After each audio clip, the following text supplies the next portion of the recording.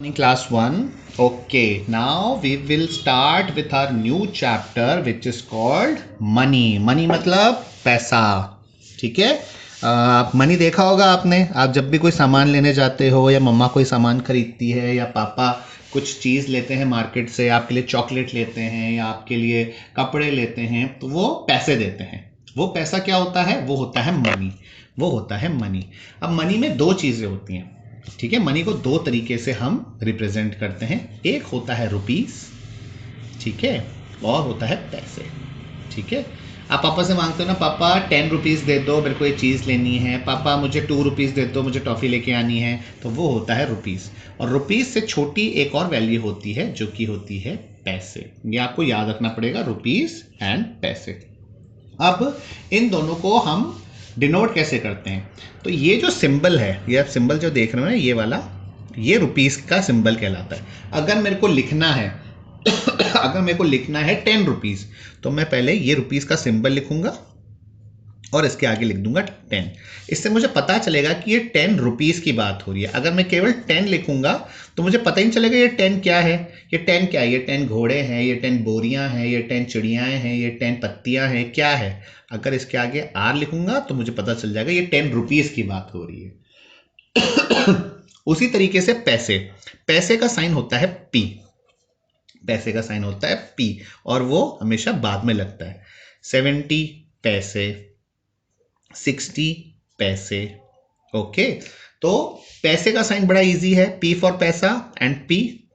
और रुपए का साइन र से होता है. र से रुपए बोलते हैं ना, रुपए हिंदी में. तो आपको र बनाना है, आप उसके ऊपर एक डंडी लगाते हो, आपको दो डंडी लगानी है, तो आपका ये साइन बन जाता है रुपए का. तो जब भी आप रुपए पैसे लिखेंगे कॉपी में, बुक में, पेपर पे, तो आपको हमेशा वो र वाला साइन आगे बनाना होगा पहले, उसके बाद ही आप लिखेंगे रुपीज 10, रुपीज 10, ऐसे. ठीक है. अब मैं आपको पहले करेंसी दिखाता हूं. पहले आपको करेंसी की पहचान होनी चाहिए कि ये रुपए पैसे दिखते कैसे हैं. अब रुपीज और पैसे में दो चीजें होती हैं. एक होते हैं कॉइन्स और दूसरे होते हैं नोट.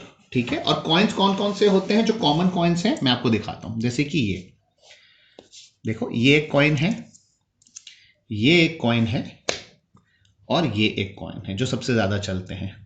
ठीक है. ये कॉइन है 1 रुपी, 2 रुपी एंड 5 रुपीज के. ठीक है. अब कैसे पता है कि ये 1 रुपी, 2 रुपी और 5 रुपीज के कॉइन है? तो अब ध्यान से देखो. ठीक है. यहां पे देखो, इसके अंदर देखो 1 लिखा हुआ है. 1 लिखा हुआ है ना, तो ये 1 रुपी. इसमें देखिए, यहाँ पे आपको ध्यान से देखो, ये 2 दिखा हुआ दिख रहा है. यहाँ पे ये 2 लिखा हुआ है ना, यहाँ पे ये देखो, ये देखो 2 लिखा हुआ है यहाँ पे. और पास से देखते हैं. ठीक है. अब देखो ध्यान से, ये देखो यहाँ पे 2 लिखा हुआ है ना, तो ये 2 रुपी का कॉइन है. उसी तरीके से ये 5 रुपीज लिखा हुआ है यहाँ पे, तो ये 5 रुपी का कॉइन है. ठीक. 1 rupee coin, 2 rupee coin and 5 rupee coin. 5 rupee coin देखो मोटा सा होता है थोड़ा, देखो कितना मोटा थिक है ना. 2 रुपीज कॉइन थोड़ा सा पतला होता है 5 रुपीज से. ठीक है. तो ये आपका 1 rupee coin, 2 rupee coin and 5 rupee coin. इसके अलावा, कॉइन्स के अलावा हमारे पास नोट होते हैं. ठीक है. और उनको कैसे पता चलता है? जैसे कॉइन के ऊपर लिखा रहता है ना 1, 2, 5, वैसे नोट्स के ऊपर भी लिखा होता है कि ये कितने पैसे हैं. जैसे कि ये पहला नोट देखो, ये है 10 रुपीज का नोट. यहाँ पे देखो, यहाँ लिखा हुआ है 10 रुपीज. ये देखो र, ये कैसे बनाया हुआ है, ये निशान देख रहे हो, र के ऊपर डबल डंडी. हम भी तो ऐसे ही बनाते हैं. यहाँ पे हम भी तो ऐसे ही बनाते हैं. देखो, र के ऊपर डबल डंडी, र लिखा, उसके ऊपर 2 लाइनें खींची. इसी को ही रुपीज का निशान कहते हैं. ये नोट पे भी बना होता है, देखो. ठीक है. तो ये हो गया रुपीज 10, तो ये 10 रुपीज का नोट हो गया. इसी तरीके से आपके पास 20 रुपीज का नोट होता है. ये देखो, इसके ऊपर लिखा हुआ है ना 20, 20 रुपए हिंदी में. ठीक है. यहाँ पे देखो र का निशान लगा हुआ है और 20 लिखा हुआ है, रुपीज 20. ठीक है. इसी तरीके से 50 रुपीज का नोट भी होता है. यहाँ पे देखो लिखा रहता है रुपीज 50, रुपीज 50. इसी तरीके से 100 का होता है, 200 का होता है. जैसे 200 का नोट है, तो ये हो गया रुपीज 200, तो ये 200 का नोट हो गया. ऐसे ही 500 का नोट होता है. जैसे देखो रुपीज 500, 500. ठीक है. तो ऐसे नोट होते हैं अलग अलग और कॉइन्स होते हैं. सो इन दोनों से हम ना रुपीस का लेन देन करते हैं. पापा आपके कोई भी चीज खरीदनी हो तो वो कॉइन्स देते हैं, नोट देते हैं और फिर हमको चीजें मिलती हैं अलग अलग.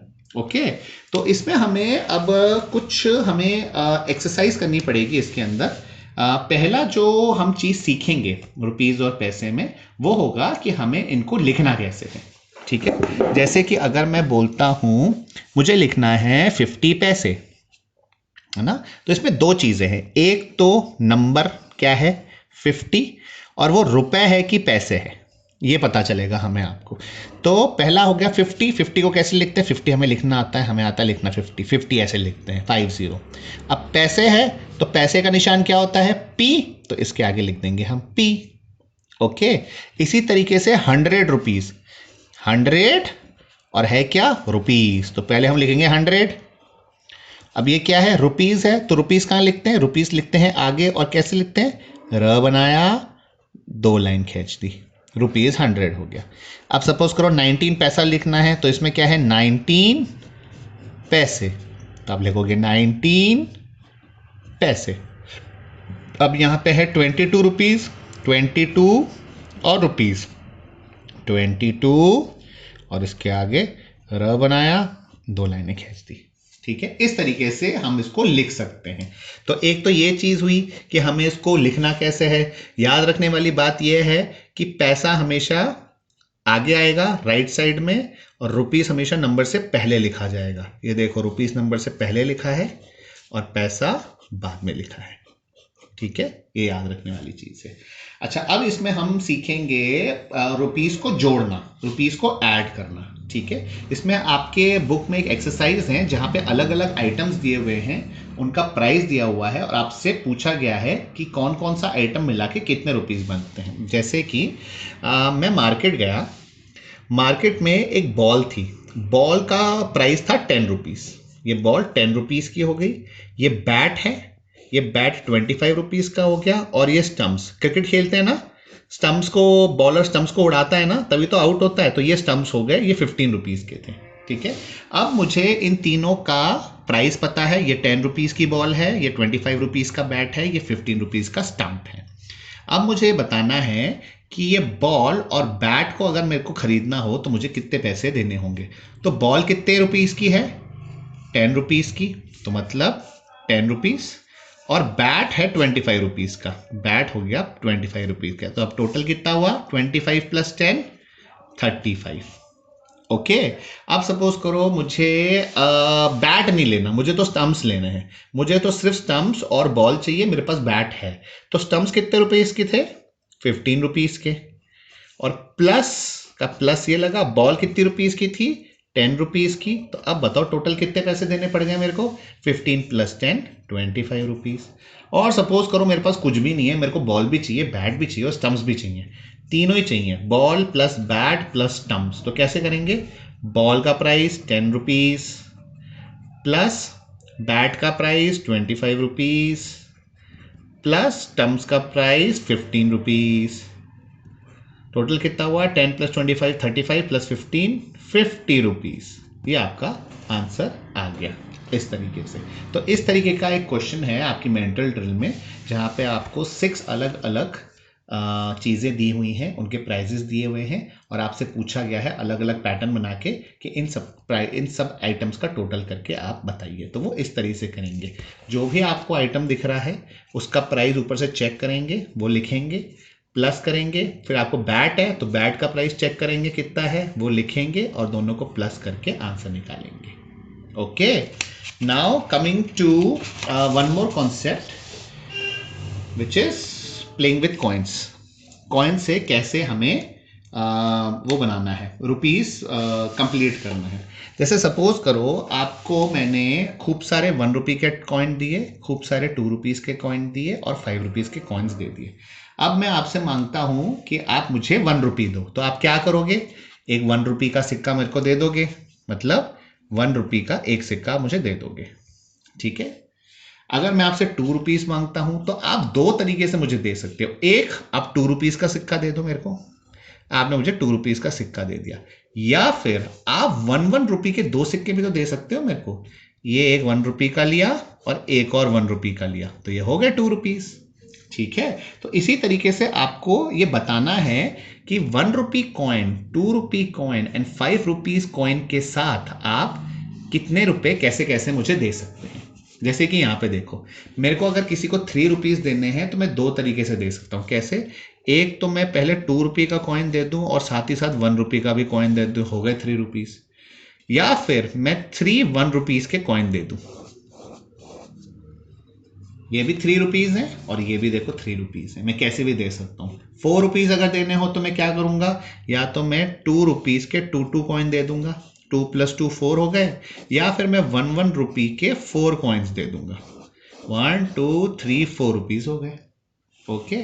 5 रुपीज में तो बहुत सारे ऑप्शन है। 5 रुपीज में मैं सीधे एक ही सिक्का दे देता हूँ 5 रुपीज का। अगर 5 रुपीज का सिक्का नहीं होगा तो मैं क्या करूंगा, 2 रुपये का कॉइन एंड 1 रुपये का कॉइन, 2 + 2 + 1 5। हाँ ठीक है। इस तरीके से आप इसको ऐसे नहीं कर सकते कि मैंने 4 रुपये का कॉइन दिया और एक 1 रुपये का कॉइन दिया। 4 रुपये का कॉइन तो होता ही नहीं है, 4 रुपये का कॉइन होता थोड़ी है हमारे पास, तो केवल 1 2 और 5 रुपीज के कॉइन होते हैं।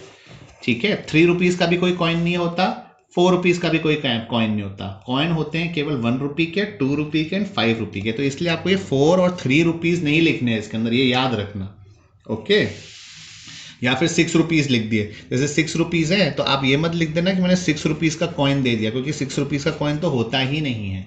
आपको केवल 5 2 और 1 रुपये के कॉइन्स को मिला के कुछ करके आपको 6 रुपीज बनाना पड़ेगा। जैसे कि 6 रुपीज कैसे बनाएंगे, 5 रुपये का कॉइन और 1 रुपये का कॉइन, बन गया 6 रुपीज।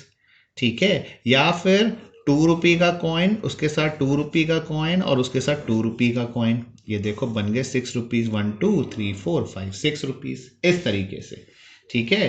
किसी को 7 रुपीज देने हो तो क्या करेंगे, 5 रुपीज का कॉइन दे के एक 2 रुपये का कॉइन और दे दूंगा, तो 7 रुपीज बन गए। ठीक है। 5 रुपीज का कॉइन नहीं है मेरे पास तो मैं 2 रुपीज के 3 कॉइन्स दे दूंगा, 1 2 3 4 5 6, एक 7 और चाहिए तो 1 रुपये का कॉइन और दे दूंगा, तो हो गया आपका 1 2 3 4 5 6 7 रुपीज। ओके। 11 रुपीज देने हैं तो क्या करेंगे, एक 5 रुपीज का कॉइन दूंगा, एक और 5 रुपीज का कॉइन दूंगा, कितने हो गए 5 और 5 10, बचा कितना, एक 1 रुपये और देना है तो ये 1 रुपये दे दिया मैंने, हो गए 11। 12 रुपीज देने हैं तो क्या करेंगे, 5 रुपीज का कॉइन, 5 रुपीज का कॉइन, 10 रुपीज + 2 रुपीज, हो गए आपके 12 रुपीज। तो इस तरीके एक्सरसाइज आपको करनी है बुक में, जहां पे आपको यहाँ पे रुपीज दिए होंगे और आपको जो सिक्के हैं हमारे पास, 1 रुपये का कॉइन है, 2 रुपये का कॉइन है, 5 रुपये का कॉइन है, इनसे हमें इनको निकालना पड़ेगा कि हम कैसे पे कर सकते हैं। ठीक है। एक कॉइन को 2 बार लिखा जा सकता है, 1 को जैसे 4 बार लिख दिया, लिखा जा सकता है, 5 को 2 बार लिखा जा सकता है, और आपको ये रुपीस पूरे कैलकुलेट करके बनाने होंगे। ठीक है। So that will be your assignment for the day. आपको जो वीडियो मैंने आपको दिखाया है, जो कॉन्सेप्ट मैंने आपको समझाया है, उसी बेस पे आपको मेंटल ड्रिल में और मैथ्स मैजिक में आपको एक्सरसाइजेस करनी है और मुझे सबमिट करानी है। Okay. So this was the rupees का कॉन्सेप्ट। हमने इसमें क्या क्या सीखा, हमने ये सीखा कि हमने रुपीस कैसे लिखा जाता है, पैसे कैसे लिखा जाता है, राइट। और हमने क्या सीखा, हमने ये सीखा कि रुपीस को अगर वर्ड्स में हो तो हम इसको कैसे लिख सकते हैं। हमने ये सीखा कि अगर हमें अलग अलग चीज़ों का प्राइस पता है तो हम टोटल निकाल सकते हैं कि अगर हमें कौन सी चीज़ खरीदनी है उसका हम टोटल प्लस करके निकाल सकते हैं। और दूसरा हमने सीखा कि अगर हमको रुपीस मिला हो तो हम सिक्कों की मदद से ये कर सकते हैं कि जितने भी रुपीस लिखे हैं उसको सिक्कों की मदद से दिया जा सकता है। Okay. So that is the whole concept of money. यही है पूरा आपका मनी का चैप्टर। इसको वीडियो को आप आराम से 2-3 बार देखिए और फिर आप जब एक बार समझ में आ जाए देन आप एक्सरसाइज करिए, और अगर कोई भी प्रॉब्लम होती है तो आप मुझे या गुंजन मैम को कॉल करके पूछ सकते हैं। Okay class, thank you.